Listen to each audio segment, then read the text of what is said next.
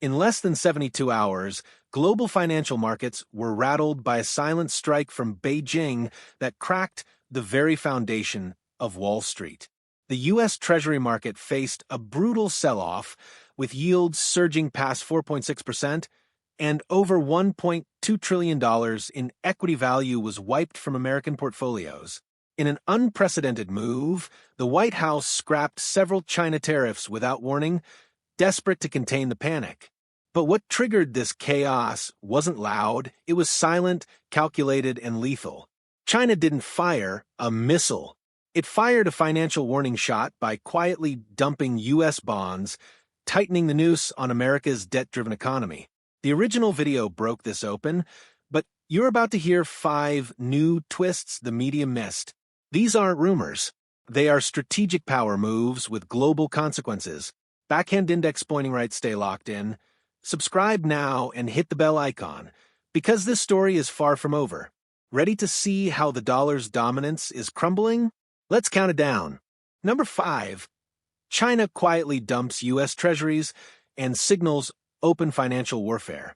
While Wall Street analysts were busy watching interest rates, Beijing made a move so subtle it almost slipped through the cracks until the numbers screamed.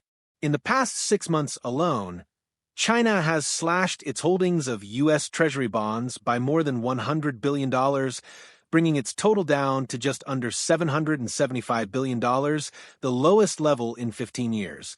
That's not a routine adjustment. That's a financial message written in capital letters. We're done funding your debt. Why does this matter? Because the U.S. federal government is projected to run a $1.8 trillion deficit in 2025, and China has historically been one of the largest buyers of that debt. When Beijing exits the Treasury market, it creates a vacuum, one that pushes yields up, sends borrowing costs soaring, and rattles every sector of the U.S. economy. And it gets worse. China didn't just stop buying. It sold aggressively during peak market volatility. That timing was strategic. It created a mini-bond panic, spooked institutional investors, and sent tremors through pension funds and hedge portfolios. Behind closed doors, D.C. officials are now quietly acknowledging what they once denied. China is using America's debt addiction as leverage. It's not about trade deals anymore. It's about economic submission. Shock twist? If other major bondholders, Japan, Saudi Arabia, even domestic banks, follow China's lead, the U.S. could face a full-blown debt crisis, forcing emergency rate hikes, market collapse, and possibly triggering the next recession made in Beijing. Number 4. China converts to gold and prepares for a post-dollar world. While the world panicked over tariffs and bonds, China quietly executed a much larger play, replacing U.S. Treasuries with gold. In just 1 year, the People's Bank of China added over 300 metric tons of gold to its reserves, the fastest accumulation since records began. That's not diversification. That's decoupling. Why gold? Because, unlike treasuries, gold doesn't tie China to the dollar. It's apolitical, sanction-proof, and immune to U.S. monetary policy. Beijing isn't just hedging risk, it's building a parallel system where the greenback has no veto power. This shift isn't isolated. China is coordinating with BRICS allies, Russia, India, Brazil, South Africa to develop gold-backed trade settlements, digital currency alternatives, and bypasses to the SWIFT banking network. In short, the dollar is being slowly surrounded. Meanwhile, Western media remains fixated on interest rates and inflation data, completely missing the strategic reallocation underway. When a central bank swaps dollar-denominated debt for hard assets, that's not just financial, it's geopolitical warfare. Even more chilling, China is encouraging other developing nations to do the same. From Iran to Indonesia, dollar alternatives are gaining traction. A gold-backed BRICS reserve system is no longer a theory. It's a work in progress, and China is leading the charge. Shock twist? If Beijing launches a gold-linked digital yuan and uses it to settle oil, gas, and tech trades, especially with partners like Saudi Arabia or the UAE, it could destroy demand for the dollar internationally. Suddenly, the U.S. wouldn't just be facing inflation. It would be facing irrelevance. Number 3. Washington backs down, tariff rollback signals panic at the top. Behind closed doors, the message was simple: roll back the tariffs or risk full-scale market collapse. Within hours of China's Treasury dump and the surge in bond yields, senior U.S. officials, led by Treasury Secretary Janet Yellen and National Security Advisor Jake Sullivan, scrambled to calm the markets. The result? A hasty rollback of key China tariffs imposed under the Trump era, specifically those targeting semiconductors, EV battery components, and rare earths. This was no policy pivot. It was economic surrender. The White House didn't even wait for public debate or congressional support. They moved fast, too fast, because they knew the stakes. If yields remained elevated, the cost of servicing America's $34 trillion national debt would explode. Every percentage point means hundreds of billions in extra interest payments, threatening everything from military budgets to Social Security. And China knew it. This isn't about trade anymore. It's about leverage, and Beijing just proved it has more of it than Washington wants to admit.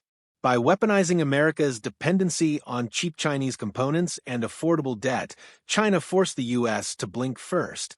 The market responded with brief relief, but the damage was done. Wall Street realized the U.S. is no longer dictating terms. It's reacting to threats. Tariff policy, once used as a tool of American power, just became a shield of desperation. Shock twist?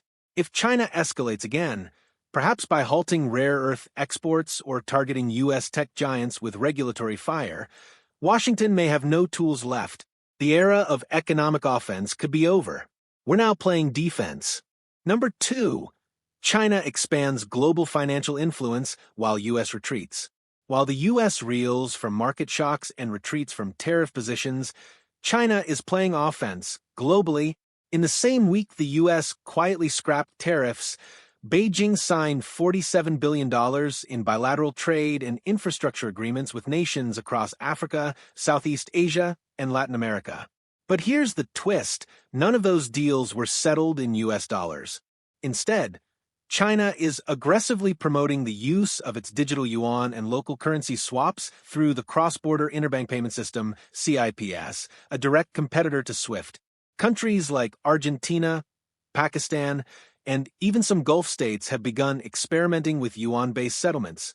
The implications? Trade is being rerouted around the dollar, and U.S. financial power is being bypassed at the source. Simultaneously, China's Belt and Road Initiative is shifting gears from hard infrastructure to financial infrastructure. They're building central bank partnerships, offering yuan-denominated loans, and linking digital payment systems across continents. In effect, China is becoming the banker of the global South. Meanwhile, the U.S. is stuck in crisis management mode. Washington's response to China's expanding influence? No coherent strategy, no counteroffensive. Just more debt auctions, more emergency rate hikes, and more political gridlock. The world is watching and recalibrating. Shock twist? If just a handful of mid-tier economies formally adopt the digital yuan for trade, it would spark a domino effect. The dollar wouldn't just lose dominance, it could be displaced in entire regions. The financial Cold War isn't coming. It's already here, and China is winning without firing a shot. Number 1. The dollar's core is cracking, and no one in D.C. has a fix. Here's the brutal truth. The foundations of U.S. global power, military, diplomacy, sanctions, all depend on one thing: the U.S. dollar's dominance. And right now, that foundation is cracking. Quietly, rapidly, and possibly irreversibly. For decades, the dollar has held power because it was trusted.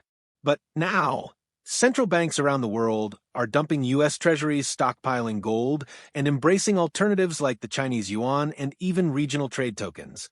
As of Q1 2025, the dollar's share of global reserves has slipped to under 58%, the lowest since records began. This isn't a currency war. It's a slow-motion dethroning. Every time the U.S. uses the dollar as a weapon through sanctions, tariffs, or financial blacklisting, it pushes other countries to build escape routes. And China, with its massive trade surplus and rising tech infrastructure, is offering the perfect exit. Through platforms like CIPS, gold-backed settlement trials, and currency swap lines, Beijing is crafting a parallel system that doesn't need the dollar or the Fed. The scariest part? U.S. policymakers are still acting like it's 2003. They're reacting with interest rate tweaks and vague decoupling strategies while the rest of the world is already moving on. This isn't theoretical. This is structural decline. Shock twist? If global oil contracts begin shifting to Yuan or even multi-currency baskets, the petrodollar collapses. That would trigger inflation, dollar flight, and possibly force the U.S. into capital controls. In other words, the collapse won't be announced. It will be priced in, and by the time we notice, it'll be too late. Final thoughts. This isn't just a currency story, it's a geopolitical turning point. While Washington scrambles to patch a crumbling bond market and walks back tariffs in panic, China is executing a long-term blueprint to reshape the global financial order. By dumping treasuries, hoarding gold, and building a digital yuan network with real-world traction, Beijing is dismantling dollar hegemony one silent move at a time. And the most dangerous part? These aren't isolated tactics. They're part of a synchronized campaign to force the world to choose. Stay tied to a debt-ridden, reactive America, or pivot to a rising, strategically disciplined China. For the U.S., the message is clear. Financial dominance is no longer guaranteed. It must be defended. The next crisis won't come from a battlefield or a ballot box. It will come from a bond market, a trade ledger, or a currency exchange terminal. Subscribe now, because this battle is just beginning.